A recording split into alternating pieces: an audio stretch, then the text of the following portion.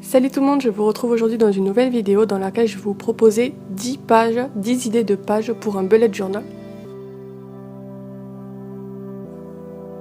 Juste avant de commencer, je voulais vous signaler que les produits qui sont présentés dans cette vidéo viennent du site de Pearl & Co. Pour le matériel, j'ai utilisé un bullet journal, donc le carnet, des stylos colorés, des crayons aquarellables, des masking tape, mais également des stickers et un joli tampon étoile. Pour la première idée de page, je vous propose de faire une page pour vos dépenses. Ça permet un petit peu de voir ce que vous dépensez dans le mois. Donc moi j'écris la date, le nom de ce que j'ai acheté, si c'est un positif ou négatif. Et à la fin je fais mon compte et ça me permet un petit peu de voir où j'en suis et de ne pas être dans le rouge par exemple.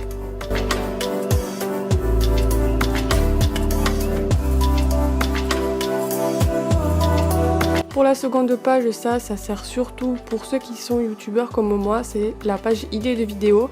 Dès que vous me donnez des idées de vidéos sous mes posts Instagram ou sous mes vidéos, je le note et donc j'ai fait une page dédiée à ça.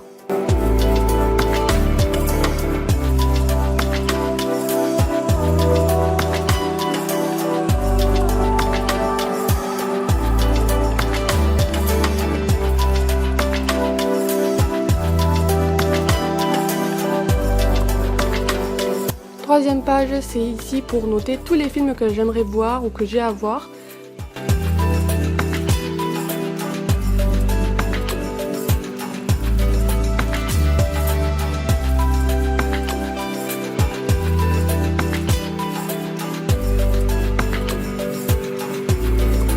Et là, pour le système que j'ai utilisé, en fait, j'ai pris un tampon étoile qui est vide et que je colorie une fois que j'ai vu les films et je trouve ça super. Bien sûr, si vous avez un autre moyen de le noter, il n'y a pas de souci, vous pouvez mettre vraiment tous les systèmes que vous voulez, mais je voulais vous montrer mon idée à moi. Quatrième page, c'est ma wishlist. Alors là, je note toutes mes envies du moment. Je les ai notées dans des petits nuages parce que je trouvais ça trop mignon. Et voilà, il n'y a rien de plus compliqué qu'une petite wishlist et puis ça fait toujours plaisir de voir la wishlist se vider au fur et à mesure qu'on achète les trucs et ça prouve qu'on a toujours des envies.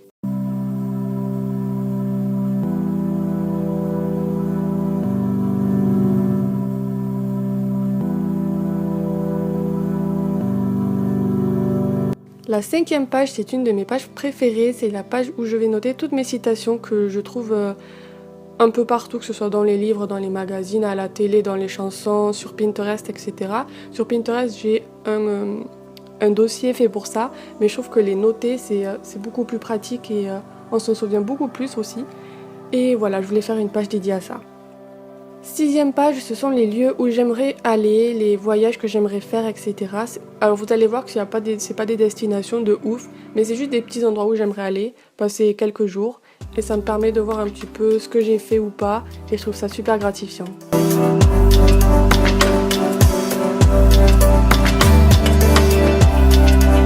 La septième page, qui est pour moi une page indispensable dans un bullet journal, c'est le planeur. Alors vous allez me dire, c'est super simple, bien sûr qu'on va faire un planeur dans notre bullet journal, on y avait totalement pensé, mais je voulais vous montrer comment j'ai réalisé le mien.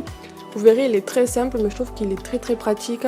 Là, je l'ai fait sur une page parce que c'est le premier que je fais, mais si pour ce mois-ci, je n'ai pas assez de place, je l'étalerai sur 2 pages.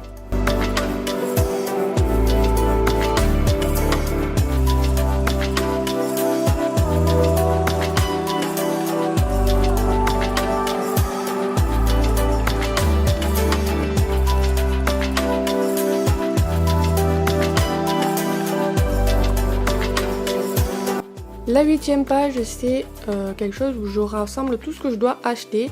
Alors vous allez voir, j'ai fait 3 encadrés. Le premier, il est fait pour mettre un post-it et ça permet en fait de me faire la liste de courses. Comme ça, j'ai juste enlevé le post-it et c'est fait.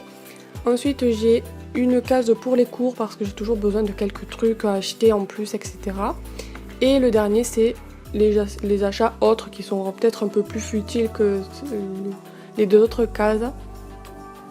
Et cette page, en fait, je pensais la refaire à chaque mois, ou du moins quand les 2 cases qui n'ont pas de post-it sont pleines.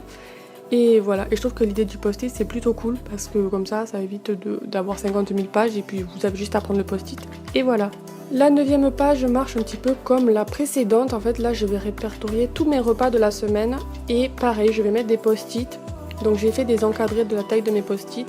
Et sur ces post-it, du coup, je noterai mes repas du lundi, mardi, mercredi, jeudi et vendredi.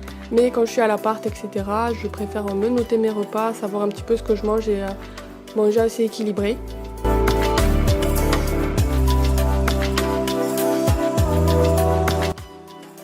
Et enfin, dernière page qui celle-ci sera à chaque fin de mois sur une double page. Je vais marquer tous mes souvenirs du mois. Donc je peux les noter à la fois le jour J ou à la fin du mois pour voir un petit peu ce que je me souviens.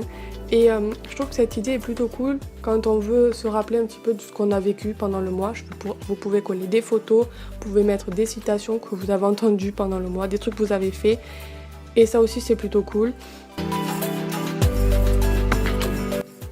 Du coup, j'espère que cette vidéo vous aura plu. C'est la première fois que je fais une vidéo sur les bullet journal, donc n'hésitez pas à me dire si ça vous plaît, si vous en voulez d'autres et ce que vous voulez à propos de ça. Je reviendrai dessus sur mon organisation, comment je l'ai utilisé à la fin du mois. Sur ce, je vous fais de très très gros bisous. N'oubliez pas d'aller me suivre un petit peu partout, Instagram, Facebook, de vous abonner également. Vous avez tous mes liens qui s'affichent. Je vous fais de très gros bisous et on se retrouve très vite pour une prochaine vidéo. Bye bye!